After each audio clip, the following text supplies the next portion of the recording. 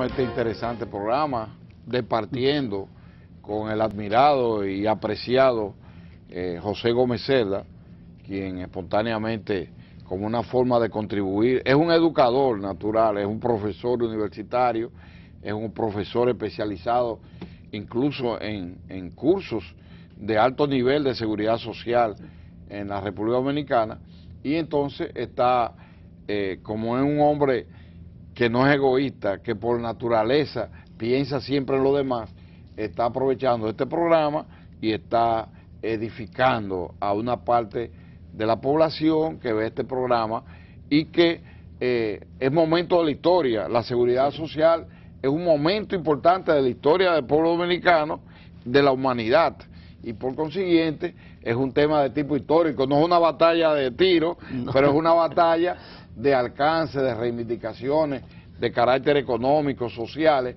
Es un conjunto de derechos y deberes de los ciudadanos del mundo para la mejoría de su estatus, no solamente de salud, sino todo lo que tiene que ver con su vida activa. Ya hablábamos de riesgos laborales, de pensiones, en términos de discapacidad, de ayuda a los niños, a los envejecientes. Entonces es un sistema integral, amplio, que todavía nosotros estamos en pañales. Y don José, en el segmento pasado, comenzó a describir los aportes de la seguridad social a la República Dominicana y las metas pendientes, porque estamos, repito, en pañales en términos de lo que es este sistema. Bueno, en la parte anterior hablamos de salud. Creo que hemos hablado bastante. La República Dominicana ha avanzado bastante en comparación a cómo estábamos antes. Cuando hablamos de seguridad social y de salud tenemos que diferenciar las dos cosas, porque las cifras que usted dio es exacto en lo que respecta a salud, pero no lo que respecta a seguridad social, porque esas personas que son subsidiados, que son 2.400.000, esos no reciben... No, y eso es apenas el 30%, bueno, probablemente. Lo que es amplio sí en el régimen contributivo, que ya, creo que ronda alrededor de un 70 y algo por ciento, ¿no? Sí, bastante, pero quiere decir nosotros, ahora, en materia de pensiones, los sistemas de pensiones en todas partes del mundo están en crisis. ¿Y por qué están en crisis? Porque la lucha entre salario y costo de la vida, el costo de la vida siempre es superior a los salarios. Eso en todas partes del mundo, y eso siempre es como una lucha entre la tecnología y la no tecnología. Bueno, o sea, en un país altamente desarrollado se consigue un avance tecnológico, pero el poder en un país subdesarrollado alcanzar eso se lleva un tiempo. Sí, entonces es gradual. Ustedes vieron, en Francia hubo una lucha porque van a aumentar la edad de las pensiones. Y en España hay crisis. Y en Italia. En Alemania hay crisis. En todas partes hay una crisis de las pensiones. Por eso, o sea, hablamos del baby boom. El baby boom fue una promoción de la seguridad social para el crecimiento de personas. Pero esos baby boom del 46 y del 50 ahora son pensionados. Entonces, como eran muchos, además, la ciencia y la tecnología ha avanzado mucho y las personas duran más. Quiere decir, antes el promedio de vida en muchos países era, cuando Bismarck implantó el sistema de seguro social, las pensiones eran los 60 años, pero el promedio de vida era 57. Quiere decir que los que llegaban a 60 eran muy pocos. Entonces ahora hay países como Japón que el promedio de vida es 92 años. Y hay otros países... Europa es como 80 aproximadamente. Entonces la gente dura más. Aquí estamos en 70, 72.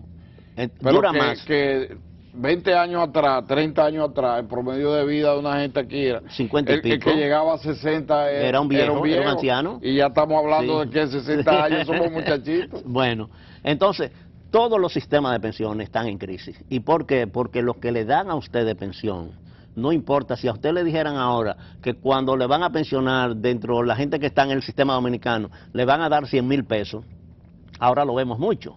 Si yo, por ejemplo, que yo estoy pensionado por el sistema dominicano y yo recibo 5.100 pesos, si cuando yo ganaba 400 pesos me hubieran dicho que yo me iban a dar 5.000 pesos, yo hubiera dicho, pero eso es demasiado. Ahora, eso ahora no es nada. Entonces, las pensiones, lo que usted recibe tiene que ver cómo está el costo de la vida. Entonces, la lucha de costo de la vida y salario quien gana es el costo de la vida. Va más acelerado y va más elevado que los salarios, pero en todas partes del mundo. Por eso hay crisis en los sistemas de pensiones.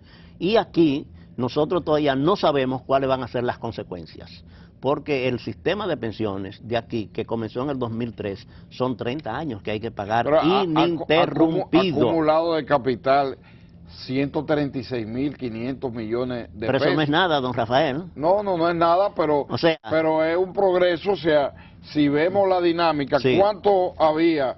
Era apenas 5.600 millones en el 2003. Sí. Entonces ha habido una progresión, una proyección de progreso muy grande. Y eso es importante. Ahora, yo entiendo, ya como parte del sistema, yo entiendo que naturalmente no hay conflicto, porque la mayoría que comenzó en el año 2003 aportando, todavía no están en edad de recibir los beneficios de lo que ha acumulado. No, Rafael, son 30 años ininterrumpidos. Sí, quiere decir 30 años y tener 65 años de edad. Bueno, pero la edad no importa. En este caso, tanto. No importa porque... Hay una combinación de las dos cosas. ¿Qué pasa con los principios de seguridad social? O sea, las cuentas individuales es lo contrario a la solidaridad. O sea, si usted gana mucho, usted va a tener mucho. Si yo gano poco, voy a tener poco. Exacto. La solidaridad no es eso. Bueno. La solidaridad es el reparto. Si usted gana mucho, usted aporta mucho, yo gano poco, pago poco, pero vamos a recibir lo mismo. Entonces, la privatización ha traído un principio de desigualdad que va a ser a la larga. Rompe el equilibrio solidario. Eso que un buen enfoque que sirve de ilustración. Bueno. Es decir, el que entró en el régimen de pensiones en el 2003, que ya tenía una edad pasada los 45 años, no va a recibir una pensión adecuada. Por eso se hizo campaña. Pero sí va a recibir lo que ha acumulado de dinero que le hayan reducido de sus ingresos, más el porciento que haya acumulado, ¿no? de intereses. La DIDA orientó y el Consejo también para que esas personas de más de 45 años entonces pudieran irse al reparto, porque se le asegura a los 60 años, o sea, como hablamos de las deficiencias que tuvo el Seguro Social, el Estado Dominicano ha asumido las pensiones y ahora es el Ministerio de Hacienda quien paga las pensiones, no el Seguro Social, para que esas personas pudieran tener una pensión a los 60 años, que es una pensión baja, pero es segura. ¿Qué diferencia hay en una pensión de reparto y una pensión de cuentas individuales? O sea que las pensiones por reparto son de por vida. Y las pensiones de cuentas individuales es hasta que usted agote lo que usted tiene. Quiere decir, usted tiene 2 millones. ¿Qué dice la ley 8701? Que si usted no llega a tener un salario mínimo, hay un fondo de solidaridad para ayudar, pero si usted te recibe el salario mínimo y usted quiere ese dinero, digamos, en 3 años, cuando usted agotó los 3 años, se acabó. ¿Y qué va a pasar? Que a lo mejor cuando usted tenga 75 años, le va a decir, se agotó el dinero.